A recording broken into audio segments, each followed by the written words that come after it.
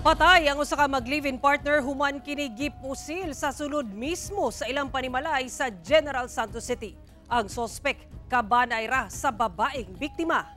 Atong sano ng detalye ini sa live report ni Efren Mamak. Efren.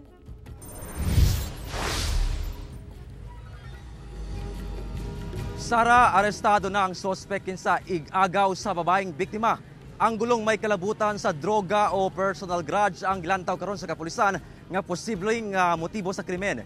Samtang lakip sab sa gidakop ang asawa sa sospek gumikan sa obstruction of justice. Nagkulob ug dunay duha ka mga igo sa bala sa pusil sa likod kining babae nga napalgan sa sulod mismo sa iyang kwarto sa ilang panimalay sa Barangay Lagaw, General Santos City, Lunes sa kadlawon. Sa pagsuta sa kapulisan sa laing bahin sa kwarto, nagbuyod sab sa katri ang usa ka lalaki ug naligo na sa kaugalingong dugo. Ang maong mga biktima, kinsa 39 anyos nga babae ug 36 anyos nga lalaki, patay na dihang miresponde ang kapulisan. Na-recover sa crime scene ang 8 ka basiyo sa kalibre 40 nga pusil ug 3 ka deformed slug. Sumala sa kapulisan, pinaagi sa intelligence report, nasayra nila nga kabanay ra sa babaeng biktima ang sospek, ang 33 anyos nga ig-agaw nga lalaki niini nga taga Barangay Kalumpang. Gilayong giadtuan sa kapulisan ang sospek. Apan, naglisod matud pa sila sa pagdakop niini sanglit wala sila gipasulod sa panimalay sa 30 anyos nga asawa sa sospek. Jud niya abrihan ang gate kay tungod gina-question niya ang validity sa mga pagsulod.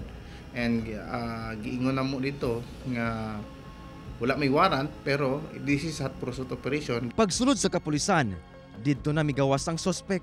Apan gilimod niya ang pasangil kay natulog matud pa siya gikan niadtong nahitabo ang krimen. Pagsulod mo sa area, we recovered some things na valuable evidence nga like tong helmet nga gigamit na para sa getaway niya sa motor o moto yung helmet nga gigamit.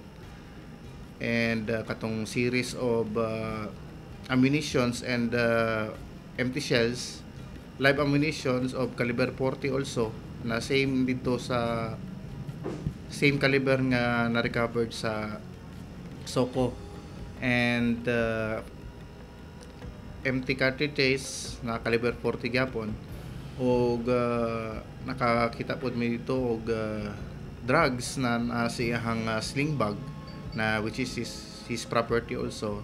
Sa pagiginabi sa GMA Regional TV1 Mindanao, saysay sa sospek, dili matud pa niya kayang mahimo ang maong pagpamusil. Wala sir, di na ako na mahalupon sir kay lagi na ako nagibuhat sir. Tatay nga ito nga nahisabugan dito sir na ako sa akong trabahoan. Wala og katong nga matay sir, wala pud may away ato. Og igagaw pud na ako tong ang babae ato sir.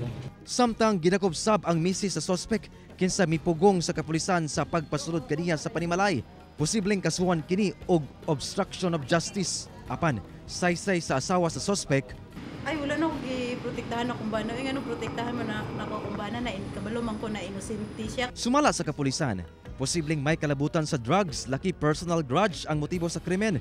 Sanglit duna matud pay bikil ang sospek ug ang biktima kaniadto hustisya ang panawagan karon sa kabanay sa mga biktima. Itagin mi hustisya ana sir kay ila man lang gi kuan.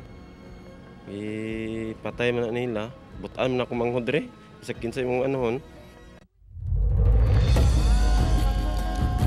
Sara, sumala sa kapulisan nga gipaubos na sad nila sa paraffin test ang mga sospek kini aron masuta kung duna ba kini gunshot residue. Padayon pagyapon ang ilang investigasyon sa maong krimen. Sara. Daghang salamat, Efren Mamak.